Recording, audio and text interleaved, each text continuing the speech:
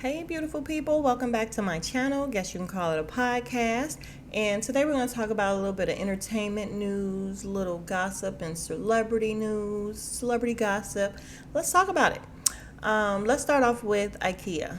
And IKEA had 30 people call off because, in honor of Juneteenth, they wanted to change the menu over to some items such as yams, fried chicken, watermelon, mac and cheese, greens, so on and so potato salad. And you might say to yourself, sounds good. It does. It sounds yummy. Sounds delicious actually, except for it ain't gonna be no seasoning on there. You know who's cooking that? Who's cooking that? So are you guys all of a sudden getting black cooks and everything as well so they could be seasoned up properly? So what I think they were trying to do is honor it by having like cookout type soul food type stuff, because also in that memo, when you look down a little bit, it was saying, and we're also going to be playing, I think they were playing black movies or black slide. They were doing something else where they really thought they were honoring black people, like they really thought they were doing something good. However, it just turned out really offensive. And I totally understand why these employees were offended. It really was offensive. They'll probably end up having some kind of diversity training or something, which is funny because it's not the workers who did anything. It's the higher ups. You guys need to go to that training. How about that? How about you guys figure out what you're doing right and what you're doing wrong? And don't put it off onto the employees. So I would really love to know how they're going to make up for this. I'm sure they're going to have to do something. I don't even think they've issued a statement yet from what I've seen. I haven't seen a statement from IKEA. Maybe they just don't care. But I feel like some kind of way they're going to have to acknowledge it, and we'll see what they do. You guys, and I know you fucking lying news. We have Trick Daddy. Daddy Trick. Okay. Trick Daddy ended up going on to Clubhouse and making a statement that Beyonce can't sing. And he said Jay-Z is not the greatest. Jay-Z is not the king of New York, etc., etc. And left everyone confused. Like, number one, where'd this come from? Number two, what are you talking about? Number three, you're so wrong. Okay. Because Beyonce really can sing. So if you don't like some of her songs, or what have you, say that, but you can't say she can't sing. But I think later on he recanted and said she can't blow, basically is what he means. She can't blow like Anita. She can't blow like Patti LaBelle. But whatever. So he does this. It comes out, and he goes on his radio show and he doubles down on what he said. Yeah, I said what I said. So, of course, this doesn't go over well with the Beehive. So the Beehive find his restaurant, and they leave all these negative results to where he's at like a 2.3 or something now, probably even lower because this was yesterday. So they were leaving comments saying that he had roaches and that the food was terrible, the customer service was awful. Most of them said there were roaches. Oh my God, a roach ran across my steak. They're just so childish. Oh my God. I hope it's all kids in the Beehive doing this crazy childish stuff. But it's one of the reviews said that, the food was nasty, but the lemonade was to die for, or delightful, something like that. And then the very next review was like, yeah, the food was trash, and even the lemonade and the juice was trash. It was not to die, like it was gross. And I was like, oh my God, you can't win with them. So he ends up, like I said, he doubled down on it, and then he eventually came out and said that he just felt like she can't sing like the greats, basically. She can sing, but she can't sing like the greats. And then what's funny is that nobody really mentioned, the only thing they mentioned about him saying something negative about Jay-Z is, it's inaccurate, or that's just your opinion, basically. But the thing is, you guys, Beyonce has the Beehive, and they take care of her lightweights online. However, Jay is a silent threat. Jay is going to get you on the back end. Jay is the career ender, okay? Trick has no career, but what little he does have, he, it can be taken away by Jay-Z. Please trust and believe. He has that radio show. I would not be surprised if he does not have that radio show much longer. Now, if Jay-Z decides, I have no interest in him, he's no one, let him live, then fine. But however, if Jay wants him fired, Jay can get him taken care of. Please believe that. And I don't know why these people don't understand that Jay pulls lots of strings behind the scenes. He's a very powerful man. But in the meantime, we'll be praying for Trick Daddy, because something's awfully wrong with him. Something is obviously off with him and wrong, because he's wrong, just loud and wrong. All right. And just kind of piggybacking off of that whole story in terms of Jay-Z, he sued Dame Dash and won. I mean, basically it's round one, because I'm sure it's not over with. But Dame wanted to sell off NFT of Reasonable Doubt, sell it off as an NFT. And Jay sued him and won. And basically they said he doesn't even own the rights to Reasonable Doubt. So what are you doing? He's a clown. He's seeing that everybody else is doing that and coming up, and he's trying any kind of way to come up.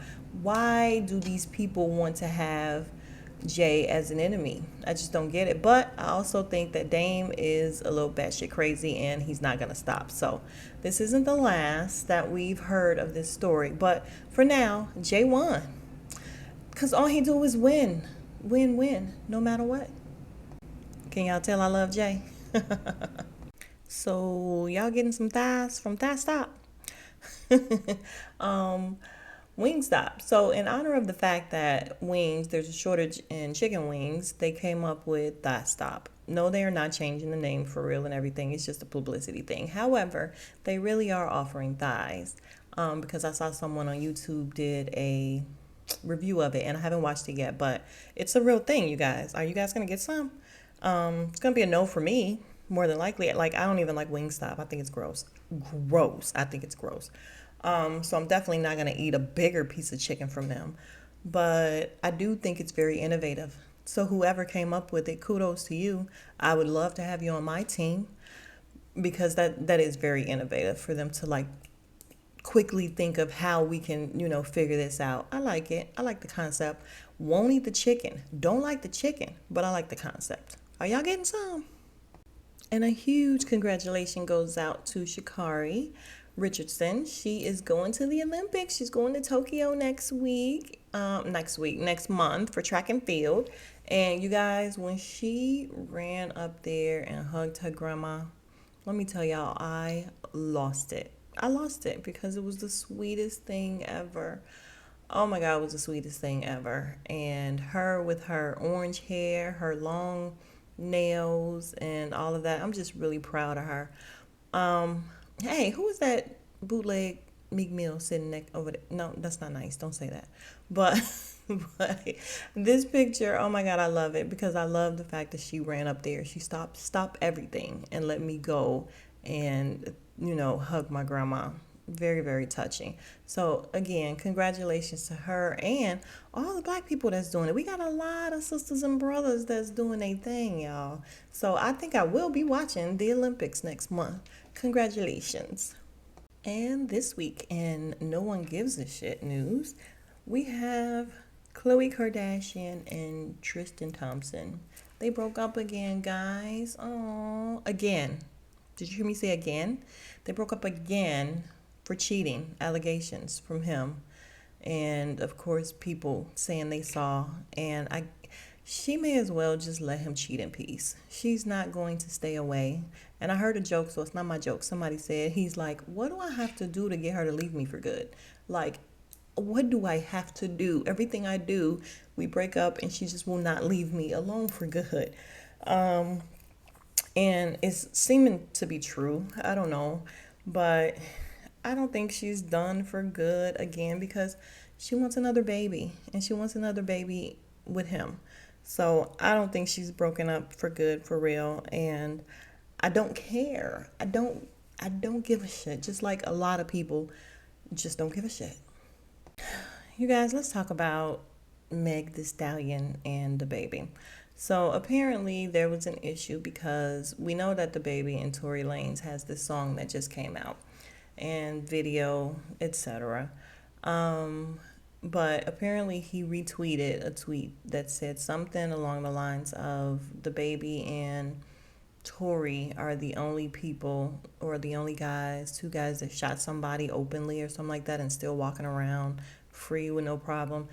I don't know, something like that, paraphrasing or not phrasing at all. Maybe I just really don't know. But it was something like that about them shooting somebody and not basically being behind bars. So they say he retweeted it, and that's what got under her skin. So not only do you have a song come out with this guy who shot me, allegedly, but you are now retweeting stuff about, stuff about the whole shooting or whatever, and we're supposed to be cool because we all know they just had that song not too long ago. That ain't the baby, that's my baby. Yeah, I like that song. But so they're supposed to be cool. So after she comes out and she's like, people support you, in public, but behind your back, you don't know what they're doing, what they're saying, or whatever. And, she wasn't happy about it. So he ends up coming out like, Meg, I, love and respect you. Didn't do anything, something about he didn't think he retweeted it. He didn't mean anything by it, stuff like that. So then her boyfriend, I guess his name is Party. I don't know him from Adam, you guys. Never heard of this guy. Besides him being her boyfriend, I don't know if he raps, sings, juggles. I have no idea what he does. But he came out in defense of Megan and he's like, that's some clown behavior. Anybody who still support a dude who shot a woman, it's just some clown ass shit or whatever. And the baby then comes back and all he put up is, you must not know about me. You must not know about me. And basically, it's a play on the song. You must not know about me. And it's true. He's crazy. I think the baby is really, really crazy. Like I said, I don't know who this party guy is or whatever, but, apparently the baby saw that it was childish. I don't know, but he ended up coming out with like kind of an open letter type thing to Meg. It wasn't very long, but it was just kind of stating that, again, he's on her team and he has her back. And, he's said his frustrations to, I guess, to Tory about what's going on with everything, but he's never not going to be on her team. And again, he said, love you, respect you, Meg, and left it at that. So I thought that was nice of him because it could have really, really gotten out of hand. But it's taken so long to find out what's going on with this whole Meg and Tory Lanez thing. I mean, I cared, then I didn't care. Now, I just really want to know what happened. Like, I just really want to know if he's going to end up going to jail for it. What happened? You shot her in her pinky toe. What happened? We just want to know. And now, in petty news, we have T-Pain. T-Pain did an interview where he basically said that Usher put him into a 4-year depression by telling him that he ruined music with autotune.